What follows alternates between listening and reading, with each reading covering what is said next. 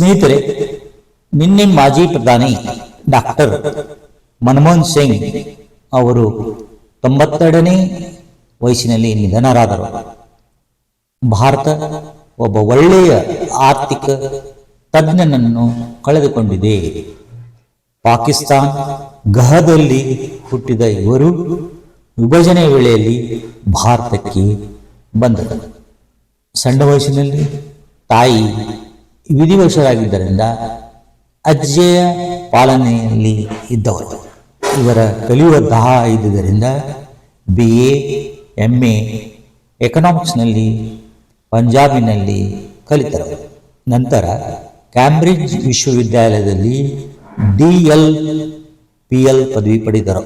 ನಂತರ ಕ್ಯಾಂಬ್ರಿಡ್ಜ್ ವಿಶ್ವವಿದ್ಯಾಲಯವು ಇವರಿಗೆ ಡಾಕ್ಟರೇಟ್ ಗೌರವ ನೀಡಿ ಸತ್ಕರಿಸಿತು. ಸನ್ 26 ಸೆಪ್ಟೆಂಬರ್ 1932ರಲ್ಲಿ ಇವರ ಜನನ ಆಯಿತು. 1991ರಲ್ಲಿ ಶ್ರೀ PV ನರಸಿಂಹರಾವ್ ಇವರ ಮಂತ್ರಿಮಂಡಲದಲ್ಲಿ ಹಣಕಾಸು ಸಚಿವರಾಗಿದ್ದರು. ಈ ವಿಡಿಯೋ ನಿಮಗೆ ಲೈಕ್ ಆಗಿದ್ದಲ್ಲಿ ಲೈಕ್ ಮಾಡಿರಿ, ಶೇರ್ ಮಾಡಿರಿ ಮತ್ತು ಸಬ್ಸ್ಕ್ರೈಬ್ ಮಾಡಿರಿ. ಇವರು 1991ರಲ್ಲಿ ಉದಾರೀಕರಣ, ಖಾಸಗೀಕರಣ, ಜಾಗತೀಕರಣಕ್ಕೆ ಒತ್ತಿ ನೀಡಿ ಆರ್ಥಿಕ ತಜ್ಞರೆನಿಸಿಕೊಂಡರು. ಆರ್ಥಿಕ ಹರಿಕಾರ ಎನಿಸಿಕೊಂಡಿದ್ದ ಮಾಜಿ ಪ್ರಧಾನಿ ಡಾಕ್ಟರ್ ಮನಮೋಹನ್ ಸಿಂಗ್ ಇವರು ನಮ್ಮ ಜೊತೆ ಇಲ್ಲ. ಇವರಿಗೆ ಭಗವಂತನು ಶಾಂತಿಯನ್ನು ನೀಡಲಿ ಅಂತೇಳಿ ನಾನು ಪ್ರಾರ್ಥಿಸುತ್ತೇನೆ.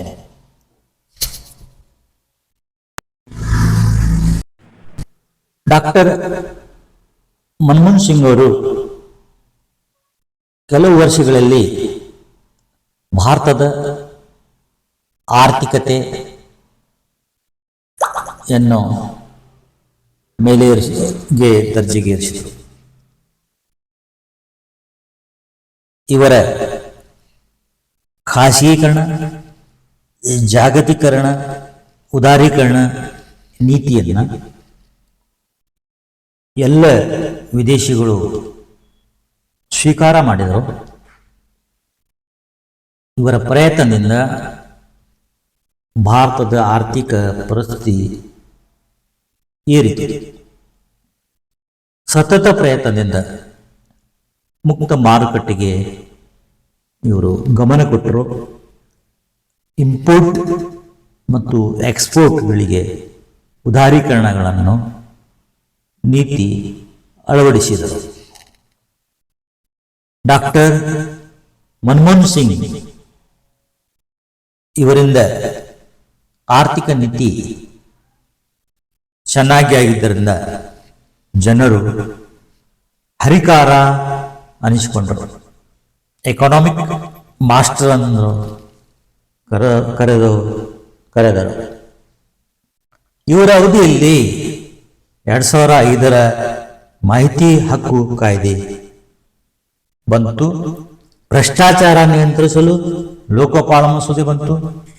ಆಧಾರ್, ನರೇಗಾ ಅದನ್ನುಗಳನ್ನು ತಂದರು ಮತ್ತು ಭಾರತದಲ್ಲಿ 8 IITT ಸ್ಥಾಪನೆಗೊಂಡವು. Thank you for